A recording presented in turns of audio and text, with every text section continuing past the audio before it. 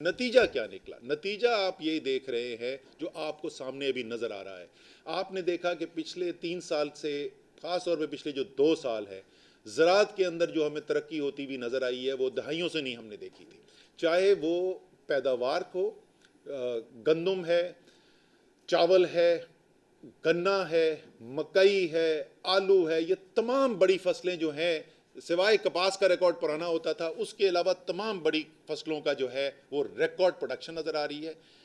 और उससे भी शायद ज़्यादा अहम, काश्तकार को कीमत मिल रही है। जितनी मुस्लिम लीग नून ने 5 साल में गंदम की कीमत के अंदर काश्तकार को जो मुआवजा मिलना है, हमारा वो किसान जो पाकिस्तान का पेट पालता है, जो हमें इस बैरूनी खसारों से बचाता है, 5 साल के अंदर गंदम सबसे बड़ी हमारी फसल है, सिर्फ 100 रुपये फ़ी मन का इजाफा किया मुस्लिम लीग नून की हुकूमत ने। तहरीक इंसाफ की हुकूमत इस साल का जो अभी फैसला हुआ है उसको मिला के 900 रुपये मन से ज़्यादा का इजाफा कर चुका है।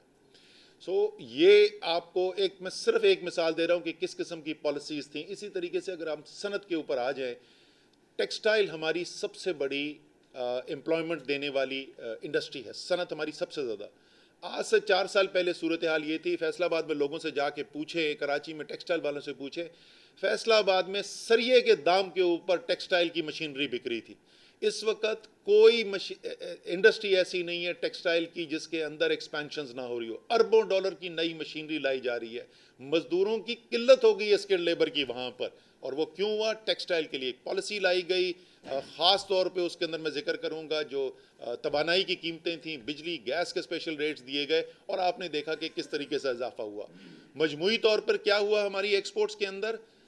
2007-8 से लेके 17-18 10 साल के अंदर मुस्लिम लीग नून और पीपल्स पार्टी की हुकूमत मिलाकर जितनी एक्सपोर्ट्स के अंदर इजाफा नहीं हुआ था, उतना उससे ज़्यादा इजाफा सिर्फ इस एक साल 2021-22 में होने जा रहा है। 10 साल उनके एक तरफ और 1 साल हमारा एक तरफ, ज़्यादा आपको तरक्की देखने में नज़र आ रही है। तो जो हदफ तरजीह सेट की गई कि रोज़गार पैदा करना है, जो तरजीह सेट की गई कि एक्सपोर्ट बनानी है, उसके अंदर न सिर्फ जो वादा किया गया था वो रिजल्ट्स आपको नज़र आ रहे हैं।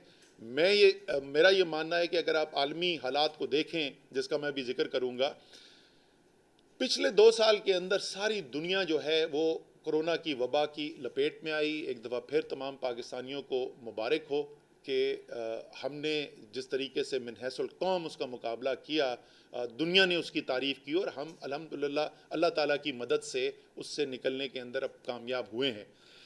उस 2 साल के अंदर जिस वक्त कोरोना से दुनिया की मईशतें बह रही थी बड़ी बड़ी, पाकिस्तान में पिछले 2 साल के अंदर 32 लाख रोज़गार का इजाफा हुआ।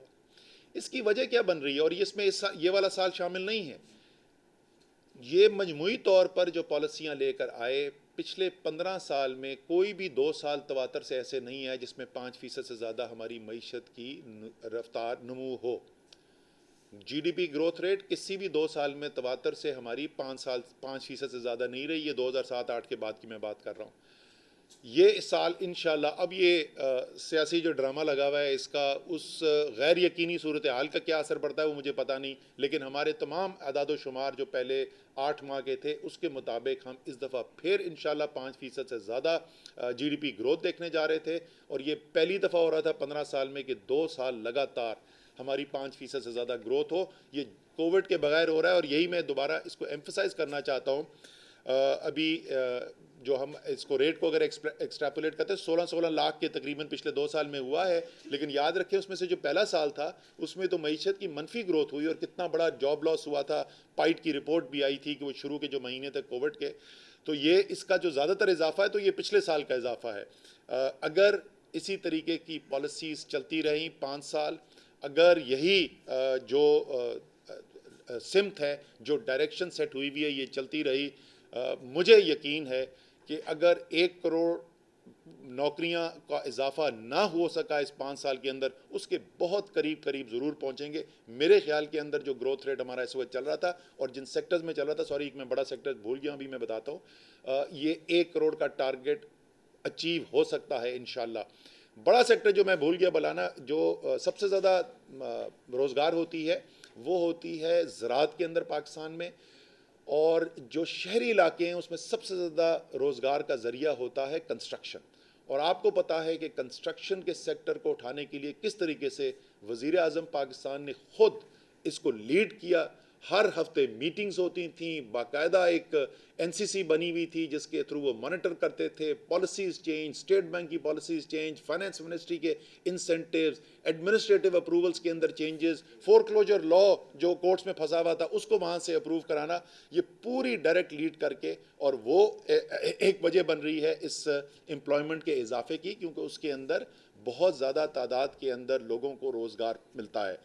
تو یہ میں آپ کے سامنے رکھنا چاہتا تھا مجموعی طور پر کارکردگی جس کی بنیاد کے اوپر, جیسے میں نے کہا, یہ سیاق و سباق ہے جس کی وجہ سے اتنے جو الحمدللہ اچھے ہمیں روزگار بڑھنے کے نمبرز نظر آ رہے ہیں. اس کی یہ وجہ ہے.